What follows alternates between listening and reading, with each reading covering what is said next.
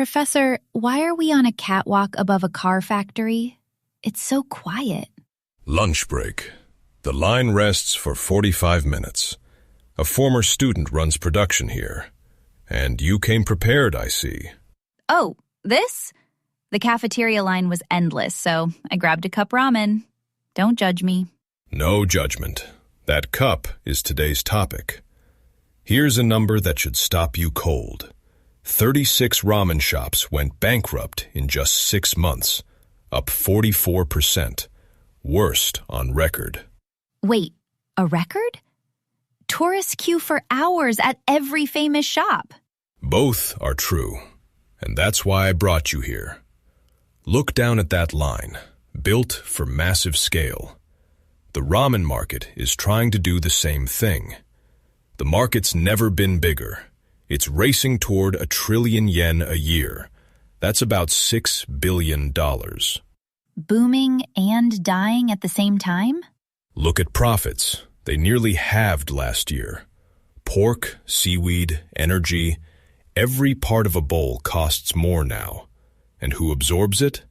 The small, family-run shops, roughly 8 in 10 of the failed ones. And for a lot of them, the only real option is to charge more. Then why don't they? A wall.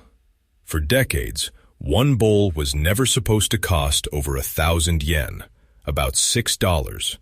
Cross it, and regulars walk away. My friends complain when the campus bowl beats the cafeteria lunch. And here's the twist. The wall is breaking. Ippudo's most popular bowl is about $8 now. Ichiran's signature set is about $10. Both are thriving. $10? And people still line up? Location does the psychology. Ippudo opens in station buildings, next to sushi and steak places charging twice as much. Suddenly, $8 looks like a bargain. Like standing next to someone tall so you look small. The price didn't change. The neighbors did. Sharp as always. Ichiran sells the experience and the souvenir. Instant packs push revenue to about $270 million. Hachiban raised its mains 4% while launching a new bowl for about $3 the same day. Up and down at once? You've got the premium end, the budget end, and that old 1,000 yen middle is disappearing. The market's splitting 3 ways. So the most dangerous place to stand is exactly where everyone used to stand. Shops that can't pick a side often sell themselves. Yoshinoya, the beef bowl giant, just paid about $29 million for a ramen company in Seattle. Ramen is their third pillar now. The beef bowl chain? Buying ramen in America? The group handles the buying and the marketing. The owner keeps the soup. Others escape overseas. A Nagoya brand just opened its 13th Vietnam shop. And a Paris counter serves miso ramen with miso from a 242-year-old brewery. 242 years? The French must love that. Exactly. They're buying the heritage, Sakura. And here's the tragedy. Japan has 45,000 of these century-old companies, yet only a fifth of its small firms ever export that story. And what does the company that builds cars like these do? Funny you ask.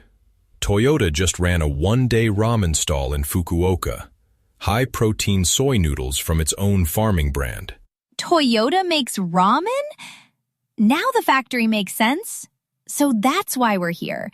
Those blocks on the line are batteries, where engines used to go. Same car on the outside, different heart inside. The customer barely notices until the old engine isn't enough. Ramen's the same. The bowl looks like it did 20 years ago, but inside, it's price strategy, capital, exports. The engine got swapped. The shops going bankrupt aren't bad cooks. Many are excellent cooks, installing yesterday's engine into today's market. That's kind of heartbreaking. It is. But every swap creates new winners. A $3 honest bowl, a $10 experience, or a bowl backed by a miso maker with 2 centuries of history. Just no seat left in the middle. The line restarts soon, and there's a good shop by the gate. Your choice, Sakura. The $3 bowl or the $10 one. Professor, I'm a student. Ask my wallet. Then the $10 one, my treat. Someone has to keep the premium tier alive. You've been listening to Narrative Japan. Until next time, stay curious and keep listening for the whispers beneath Japan's economy.